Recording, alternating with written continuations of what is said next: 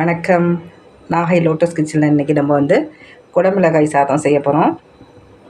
சிம்பிளான ரெசிபி தான். இதை எப்படி செய்கிறதுன்னு பார்ப்போம்.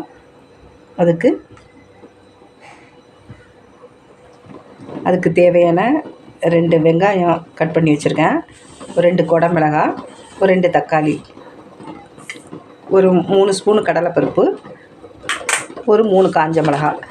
இதில் நம்ம வேர்க்கடலை கூட சேர்த்துக்கலாம், நல்லாயிருக்கும். இப்போ நம்ம ஒரு பாத்திரத்தை அடுப்பில் வச்சுருக்கோம். அந்த பாத்திரம் சூடேறட்டும். இப்போ இதுக்கு தேவையான ஒரு 2 ஸ்பூனு எண்ணெய் சேர்த்துக்கலாம்.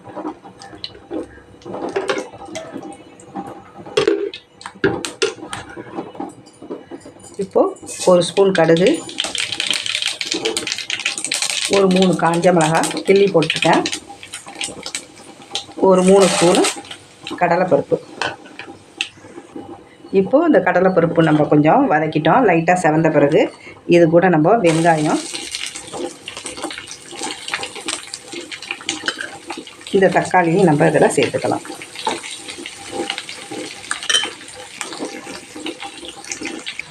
இப்போது ஒரு ஸ்பூன் மஞ்சத்தூள், ஒரு ஸ்பூன் மல்லித்தூள், ஒரு ஸ்பூன் மிளகாத்தூள். மிளகாத்தூள் 1/2 ஸ்பூனு, மஞ்சத்தூள் 1 ஸ்பூனு, மல்லித்தூள் 1 ஸ்பூனு, மிளகாத்தூள் மட்டும் தனி மிளகாத்தூள் 1/2 ஸ்பூன் போட்டுங்க. கொஞ்சம் கருவேப்பிலை. இப்போது இந்த மிளகாத்தூள் மஞ்சத்தூள்லாம் கொஞ்சம் பச்சை வாசனை போகிற வரைக்கும் நம்ம கொஞ்சம் நேரம் கலந்து விடலாம்.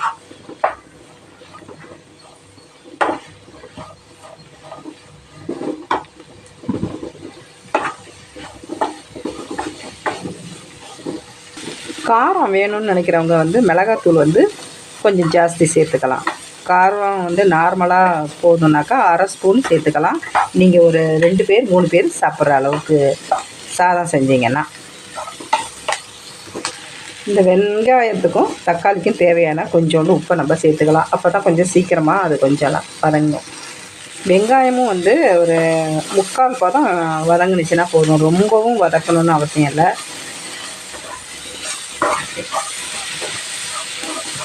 இப்போ இந்த இதில் நம்ம இப்போ சாதத்தை சேர்த்துக்கலாம்.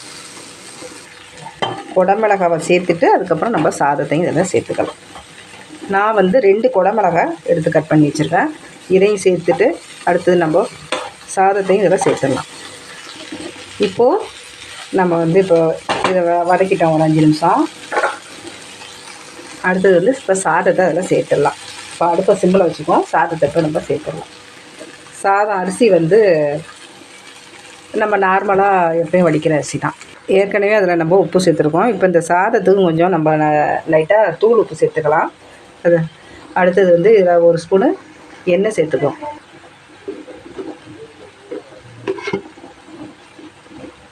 ஒரு ஸ்பூன் எண்ணெய் சேர்த்துக்கிட்டு இதை லைட்டாக நம்ம கிளறி விடலாம்.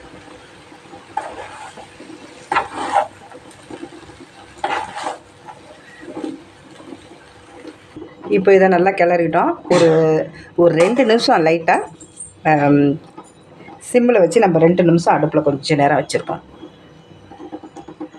இதை அப்பப்போ நம்ம கொஞ்சம் கிளறி விட்டுக்கிட்டு ஒரு 2 நிமிஷம் வச்சா போதும். ஏன் அப்படின்னா அந்த மசாலாலாம் அந்த சாதத்தில் இறங்கும். அதுக்காண்டி தான் ஒரு 2 நிமிஷம் அப்படியே சிம்மிலே வேகட்டும். இப்போ 2 நிமிஷம் ஆயிடுச்சு. இப்போ எல்லாம் சாதம் நல்லா அந்த மசாலாவோடு சேர்ந்து இந்த குடமிளகாவோடு சேர்ந்து நல்லா வாசமாக நல்லா இருக்குது. சாதம் நல்லா இதை ரெடி ஆகிடுச்சு. இப்போ நம்ம இதை வேறு ஒரு பாத்திரத்துக்கு மாற்றிக்கலாம். இப்போ சாதம் ரெடி ஆகிடுச்சு. சாதம் சூப்பராக டேஸ்ட்டாக ரொம்ப அருமையாக இருக்குது. இதை மாதிரி நீங்கள் குழந்தைங்கள் கூட ஸ்கூலுக்கு லஞ்சுக்கு கொடுத்து அனுப்பலாம், நல்லாயிருக்கும். இந்த சாதம் உங்களுக்கு பிடிச்சிருந்துச்சின்னா நீங்கள் லைக் பண்ணுங்கள், ஷேர் பண்ணுங்கள், கமெண்ட் பண்ணுங்கள். மறக்காமல் நாகை லோட்டஸ் கிச்சனுக்கு சப்ஸ்கிரைப் பண்ணுங்கள். நன்றி, வணக்கம்.